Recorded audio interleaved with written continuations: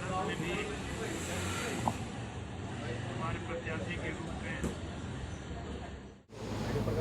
देखिए, मैं अभी बताया कि उत्तर प्रदेश में हम करीब 65 सीट के करीब मेरी पार्टी चुनाव लड़ रही है। बनारस में भी मैं तीन जगह चाहता था लड़ना, लेकिन मेरे लोगों के पर्चे खारिज हो गए। सिर्फ एक अर्पण पाठक दक्षिण में चुनाव लड़ रहे हैं। बनारस में इसमें कोई दो राय नहीं कि कुछ काम हुए हैं, लेकिन बहुत से काम पूरे प्रदेश में हैं और जिस चुनाव खाली बनारस के लिए नहीं हो रहा है, ये पूरे प्रदेश के विकास के लिए हो रहा है। आज भी उत्तर प्रदेश में महंगाई, बेरोजगारी, लॉ एंड ऑर्डर, किसानों की समस्या, नौजवानों की समस्या ये बनी हुई है। और सबसे बड़ी आश्चर्य की बात है कि आज़ादी के बाद 75 साल बीतने के बाद भी हम भी अभी भी गरीबी रेखा के जो हमारा डाटा है वही 30% 35% बराबर बना रहता है। कोई सरकार ये नहीं कह सकती कि हम उस लाइन को ढांक पा रहे हैं। तो हमारे सामने जो समस्याएं हैं पूरे प्रदेश में वो है बेरोजगारी। हमारे यहाँ के नौजवान पढ़ लिख करके बाहर पलायन कर रहा है। हमारे यहाँ के पूंजीपति जो है अपनी पूंजी को बाहर ले जाके लगाना ज़्यादा अच्छा समझते हैं, बल्कि हिंदुस्तान में उसको इन्वेस्ट नहीं करना चाहते हैं। तो ये सारी समस्याएं हैं। तो बेरोजगारी है, भ्रष्टाचार भी है, ऐसा नहीं कह सकते भ्रष्टाचार खत्म हो गया है। महिलाओं के साथ समस्या है, शिक्षा और स्वास्थ्य का भी प्रगति हुई है, लेकिन हम जहाँ तक अभी हमारी डिमांड है, लोगों की आवश्यकताएं हैं, इच्छाएं हैं, वहाँ तक हम नहीं पहुँच पाए हैं।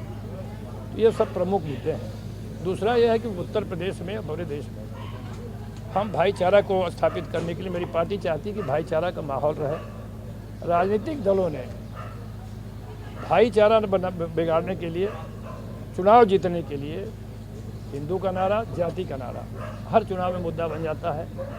और हम जो मुद्दे पब्लिक के हैं, विकास के मुद्दे हैं, जिसको ज़रूरी हम समझते हैं कि पहले मुद्दा वो बन जाना चाहिए।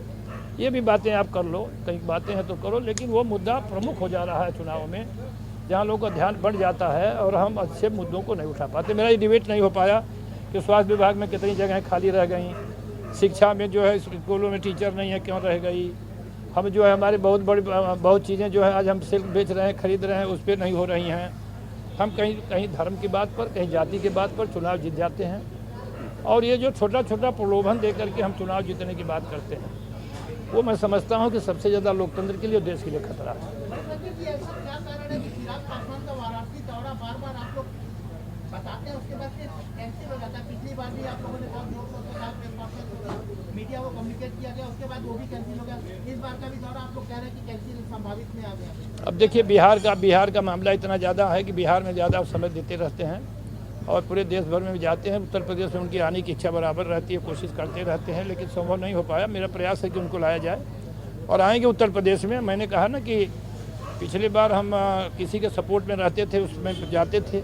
इस बार हमारी पार्टी 10 साल के बाद मैदान में उतरी है और सब जगह चुनाव लड़ रही है। तो चुनाव लड़ रही है तो इसलिए फिर आएंगे, ऐसा नहीं कि उत्तर प्रदेश में नहीं आएंगे, उनका आना ही होगा।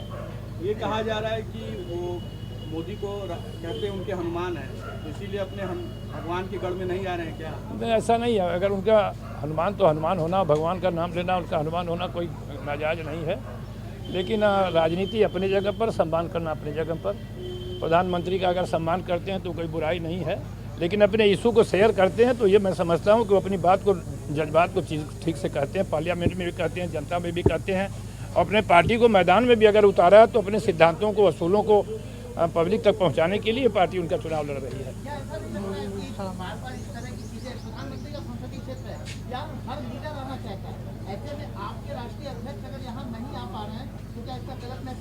नहीं, ऐसा बातें नहीं है। बहुत से राष्ट्रीय अध्यक्ष पार्टियों के नहीं आएंगे और वो भी आते जाते हैं तो बिहार से भी संदेश देते हैं, देश भर से भी संदेश देते हैं। इसका संदेश नहीं है कि प्रधानमंत्री के क्षेत्र में नहीं आएंगे तो इसका कोई समर्थन का मामला है।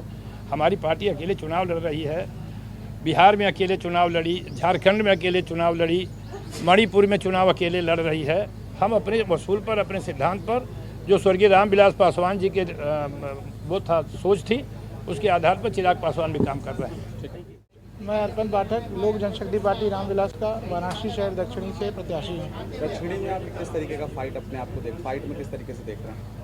फाइट तो मैं पूरी कर रहा हूँ, बाकी अब हार जीत तो ऊपर वाले के हाथ में है। हम लोग का काम है संघर्ष करना, मेहनत करना। जनता के बीच में जा रहा हूँ और मेरा जो सबसे बेसिक और मेन एजेंडा है कि मेरी विधानसभा मेरी जिम्मेदारी।